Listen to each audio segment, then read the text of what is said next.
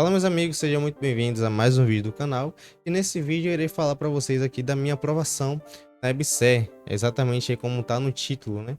Eu fiz o concurso da EBSER e graças a Deus tive aí o êxito de passar. Eu vou estar aqui falando para vocês como foi os estudos e também fazer algumas ressalvas em relação a esse concurso, tá?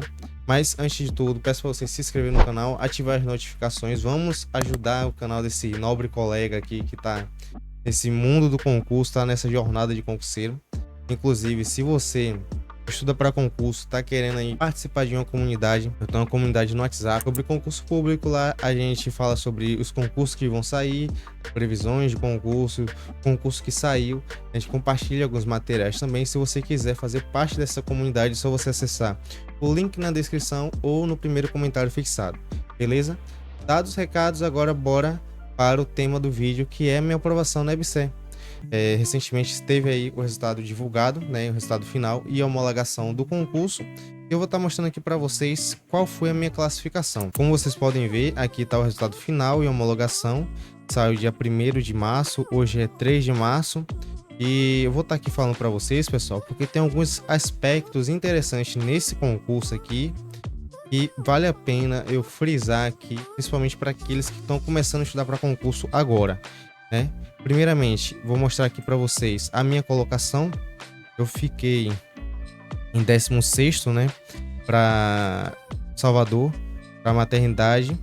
Eu fiz para a UFBA aqui em Salvador e consegui ficar em 16º, né, para contador, né? E assim, tiveram 26 aprovados e eu fiquei em 16º. É uma classificação boa?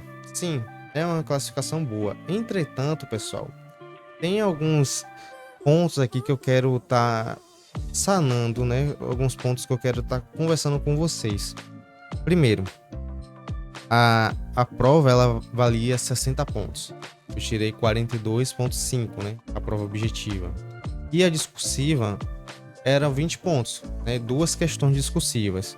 E eu tirei 8 em uma e zerei a outra. E como é que a pessoa faz uma questão, apenas uma, né? E a outra pessoa reprova, digamos assim, que eu zerei, e mesmo assim consegue aprovar? Porque a discursiva específico desse concurso era apenas classificatória. Então, se você zerasse todas as duas questões, você continuaria ainda no concurso. Claro que você iria perder muitas classificações, e foi o meu caso aqui, né? Mas você ainda estaria no concurso. A mesma coisa é títulos. Que vocês veem aqui, eu fiquei com 0 em títulos. E aqui foi até uma questão de eu não estar prestando atenção. Porque assim, eu me inscrevi nesse concurso, mas eu não estava estudando de fato para esse concurso, né? Apesar de ter tirado uma pontuação relativamente boa na objetiva, né? Valia 60, eu tirei 42,5. Eu não estava estudando de fato para esse concurso.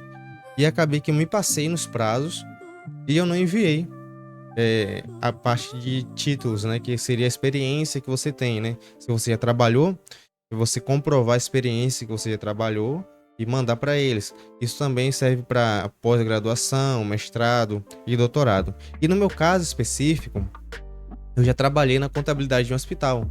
E, quem não sabe, a EBSER é uma empresa pública de hospitais, né? Então, assim, se eu tivesse mandado minha experiência, que eu já trabalhei na contabilidade de algum hospital, com certeza eu iria estar tirando ali uma pontuação relativamente boa em títulos.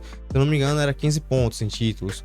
E se eu mandasse, muito provável que eu iria tirar de 5 a 10 pontos. Ou seja, só nisso aqui eu tirei 5 a 10 pontos que eu não adicionei na minha pontuação, né? Porque foi um vacilo meu, que eu não estava acompanhando os prazos. Porque eu ia fazer esse concurso apenas por fazer, né? Porque como é para contador, eu tô estudando para contador, né? Eu fiz apenas por fazer e eu não estava prestando atenção nos prazos, e isso aí fez com que eu perdesse essas pontuações. E se vamos colocar aqui na pior das hipóteses, que seria 5 pontos, eu poderia ter subido aí para 50,5, né, minha classificação total aqui. Poderia ter subido para no mínimo a colocação 12ª, mas, né, apenas especulações, né? E outra coisa aqui é sobre a discursiva. A discursiva valia 20 pontos, as duas questões, né? Cada questão valia 10 pontos. E eu tirei 8 em uma e zerei a outra. Eu quero trazer aqui para vocês o motivo de eu ter zerado, né? Vou estar mostrando aqui para vocês primeiro a chave da questão. Ela funciona da seguinte forma: o critério de correção: 3 pontos para estrutura, 5 para conteúdo e 2 para expressão. Na questão 1, eu zerei, né? Como eu falei, 0 em estrutura, 0 em conteúdo, 0 em expressão, nota total 0. Mas na questão 2, eu tirei 2,5 na estrutura, que valia 3. Tirei 4,5 em conteúdo, que valia 5. E tirei 2 na expressão. Tirei 1, na verdade, na expressão, que valia 2. Fiquei com um total de 8 pontos. Então, mesmo tendo apenas uma discursiva ali pontuada, né? Que foi a discursiva que eu tirei 8. Mesmo assim, ainda consegui ficar em uma classificação boa, né? 16º. A primeira discursiva, que eu fiquei com 0, eu vou estar mostrando para vocês aqui o motivo de eu ter tirado 0. Eu não conseguia acessar aqui no site o espelho da minha redação, mas só que como eu tinha tirado print para analisar e inclusive eu mandei até para um professor para ver se a gente conseguia entrar com recurso, ele me aconselhou que não seria interessante entrar com recurso porque de fato eu tinha entendido errado. Vou estar mostrando para vocês primeiro a questão que eu tirei 8, né? Que era para falar sobre as demonstrações contábeis aplicadas ao setor público, né? Essa letra aí toda garrunchada é minha, né?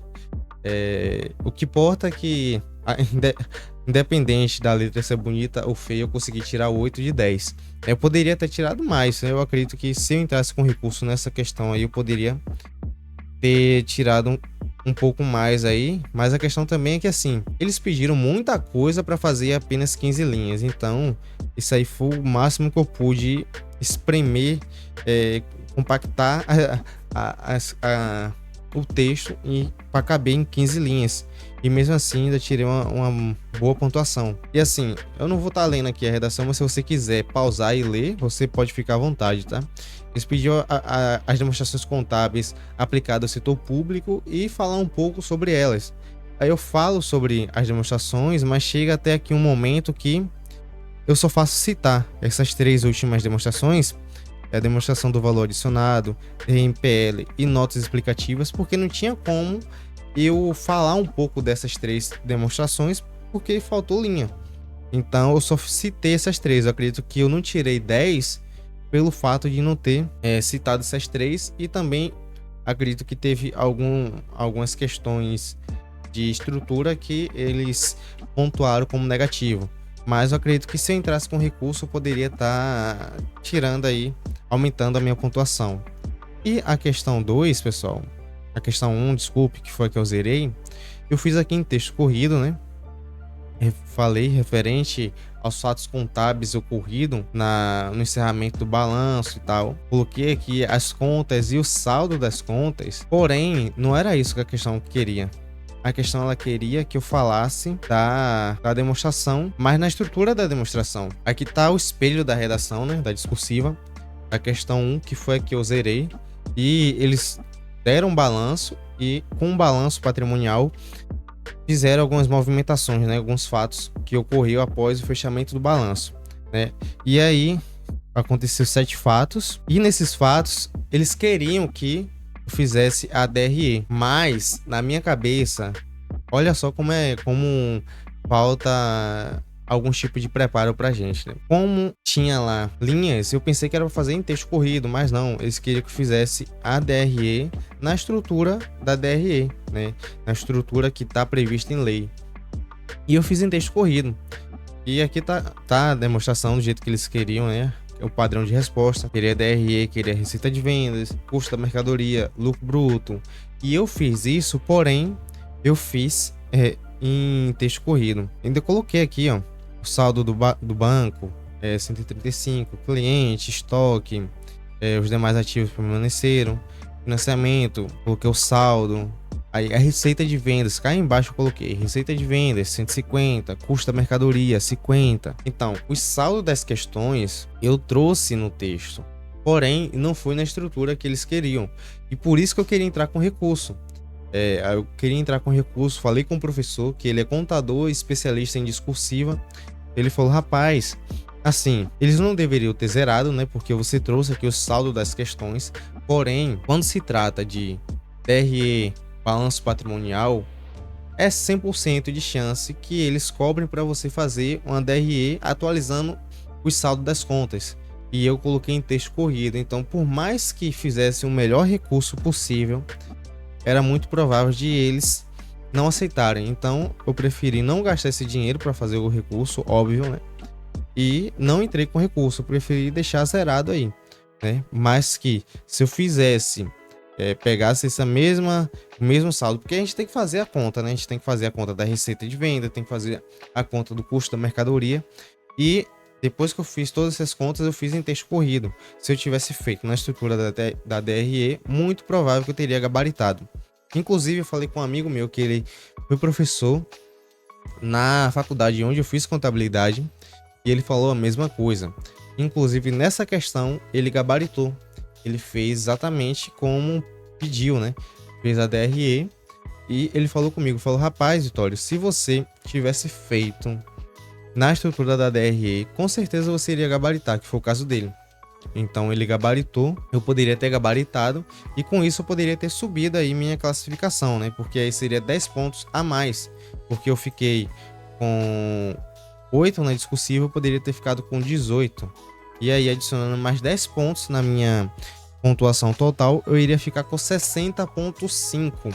E isso poderia ir para quinto colocado. E para quinto colocado, a probabilidade de ser chamado ia ser muito maior. E assim, o concurso da EBSER, a gente sabe que além de você concorrer para o lugar onde você escolheu, no meu caso foi a maternidade na UFBA aqui em Salvador, você pode ser chamado para a micro-região, no meu caso a micro-região 3, e você também pode ser chamado pelo edital nacional.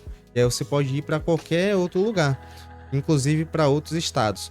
Então, por mais que eu tenha vacilado na discursiva, eu vacilei em títulos também, eu fiz uma classificação aqui e está relativamente aceitável, né? 16º, eu poderia estar no mínimo aí em quinto. Eu ainda tenho chance de ser chamado tanto para a micro-região 3, que são alguns estados aqui do Nordeste, quanto pela chamada nacional, né? Posso ir para qualquer outro estado e também tem a possibilidade de ser chamado temporário. Então tem algumas possibilidades aí que ainda permite que eu possa ser chamado. Mas é isso.